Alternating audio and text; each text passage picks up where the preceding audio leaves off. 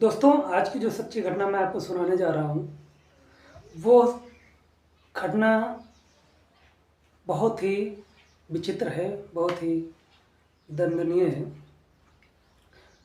इस कहानी को आज उस हर माँ-बाप को सुनना चाहिए, जिनके बच्चे बड़े हो रहे हैं, जिनके बच्चे जवान हो रहे हैं, जिनके बच्चे बहाने बना करके कहीं भी चले जाते हैं, कहीं भी बताते हैं मैं ये करने जा रहा हूँ और उनके माँ-बाप उनको परमिशन दे देते हैं कि ठीक है जाओ। उन माँ-बाप को ये कहानी ज़रूर सुननी चाहिए, ताकि आने वाले समय में हर माँ-बाप की आँखें खुले और अपने बच्चों पर थोड़ा निगरानी रखें। दरअसल ये कहानी मथुरा की है। मथुरा में एक कॉस्मेटिक की दुकान होती है और उस कॉस्मेटिक की दुकान पे एक लड़का काम करता है जिसका नाम राहुल होता है। राहुल पेशे से मेहंदी लगाने वाला होता है। तो वहीं पे एक कॉस्मेटिक की दुकान होती है मार्केट में, और मार्केट में वो कॉस्मेटिक की दुकान पे काम करता है। उसके साथ-साथ में दुकान के बाहर वो मेहंदी लगाने का काम करता है। और ठीक उसके बगल में ही एक और कॉस्मेटिक की दुकान होती है। उस दुकान पर एक लड़की मोनिका नाम की होती है, वो भी उसी दुकान पे काम सॉरी बगल वाली दुकान पे काम करती है। और दोनों लगभग का काम एक ही जैसा होता है। और लड़के की उम्र लगभग 25 साल होती है और जो मोनिका होती है उसकी उम्र लगभग 19 से 20 साल होती है।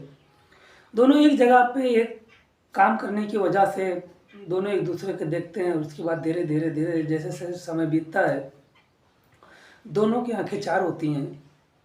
और आंखें चार होने के बाद दोनों का जो नंबर है वो एक्सचेंज होता है। दोनों एक दूसरे को अपना नंबर देते हैं और नंबर देने के बाद धीरे धीरे बातें होने लगती है। बातें जब होने लगती है तो धीरे धीरे बात आगे बढ़ती है। फिर बॉयफ्रेंड और गर्लफ्रेंड की तरह बातें करने लगते हैं। दरअसल ये लड़का जो है वो दिल्ली का रहने वाला होता है, गाज़ियाबाद का, और गाज़ियाबाद के गांव का रहने वाला होता है, और ये मथुरा में जाके काम करता है। और जो लड़की होती है वो मथुरा की ही लोकल होती है। तो वो अपने घर से आती जाती है। उसके लड़की की जो है पूरी फैमिली होती है, माँ होता है, भाई होता है, बाप होता है। तो वो पूरी फैमिली उसकी होती है। लेकिन गरीब होने के कारण वो भी कॉस्मेटिक की दुकान पे, बगल वाली कॉस्मेटिक की दुकान पे काम करती है, ताकि उसके घर का जो गुजारा है वो आसानी से चल सके। और उसके बाद जब ये दोनों गर्लफ्रेंड बॉयफ्रेंड बन जाते हैं तो उसके बाद ये दोनों मिलने की चाह रखते हैं। दोनों की इच्छा होती है कि हम मिलें, प्यार से बातें करें, प्यार भरी बातें करें और धीरे धीरे मतलब शारीरिक संबंध बनाएं। दोनों की इच्छा होती है।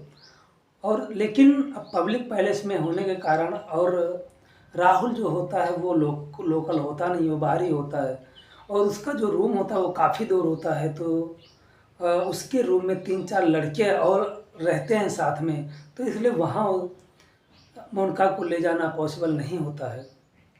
तो राहुल सोचता है क्यों ना मैं यहीं दुकान के थोड़ा आसपास में कोई रूम ले लूँ।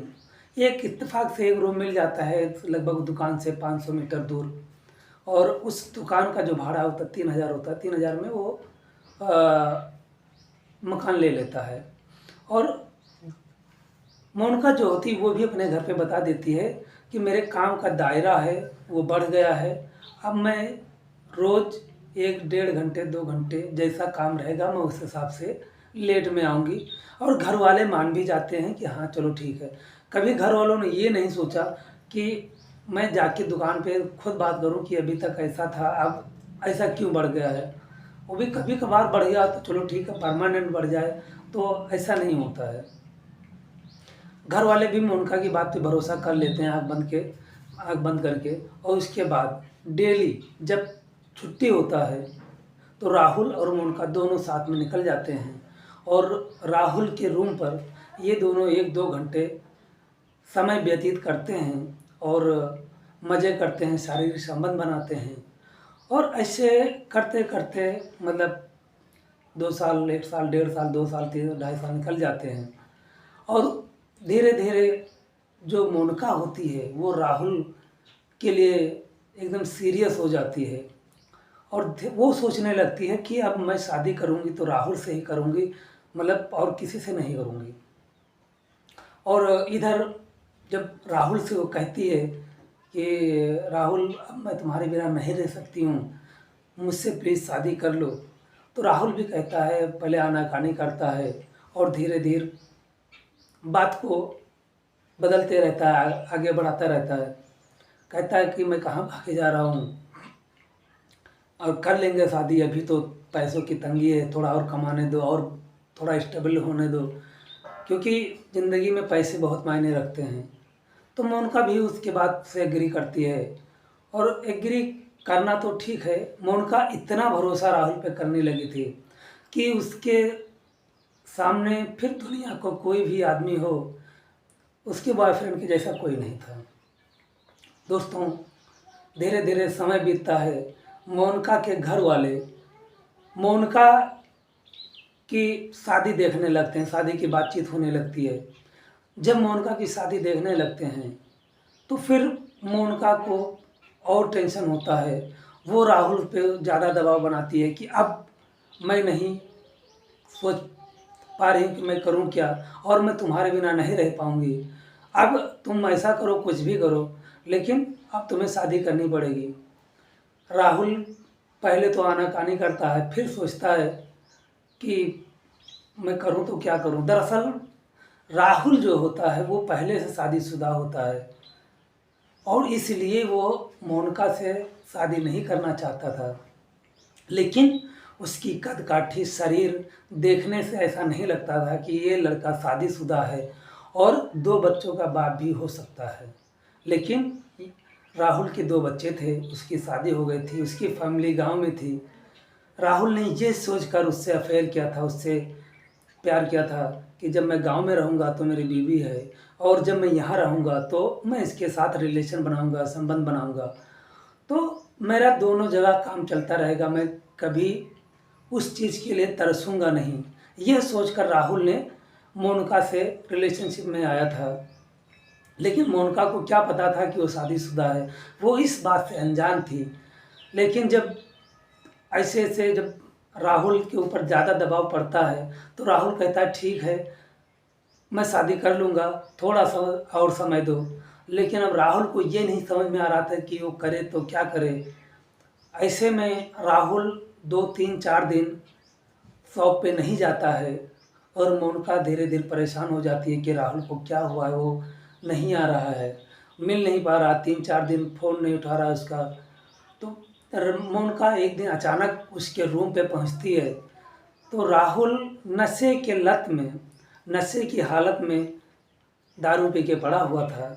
मोनिका जब पहुंचती है तो देखती है ये तो दारू पी के पड़ा हुआ है, और राहुल जब मोनिका को देखता है तो एक तो नशे में होता है, और उसके बाद फिर दोनों एक दूसरे से संबंध बनाते हैं, और संबंध बनाने के बाद जब दोनों संतुष्ट हो जाते हैं, एक दूसरे से अलग होते हैं, उसके बाद राहुल नशे में होता है और मोनिका का दिमाग उसके मोबाइल पे चला जाता है। मोनिका उसकी मोबाइल को उठा लेती है और उसके फ़ोन को देखने लगती है। जैसे मोनिका गैलरी में जाती है तो देखती है कि एक औरत के साथ में राहुल का फ़ोटो है। तो मोनिका के पैरों तले से ज़मीन खिसक जाती है। मोनिका को ऐसा लगता है किसी ने थप्पड़ मार दिया हो।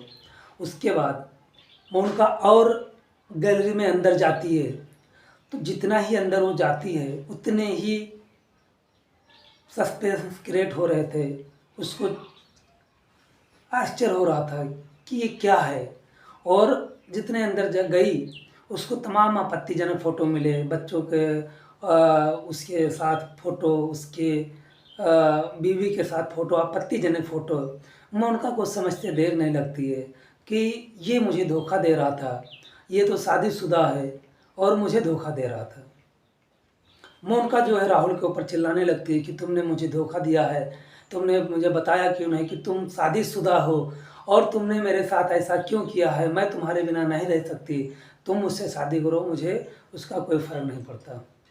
और उसके बाद जब राहुल को कुछ समझ में नहीं आता, राहुल ने तो नशे में होता है, उसके बाद पूरी तरह से एकदम गुस्से में आ जाता है, और गुस्से में आने के बाद वो मोनिका का गला पकड़ के दबा देता है, मोनिका वहीं मर जाती है।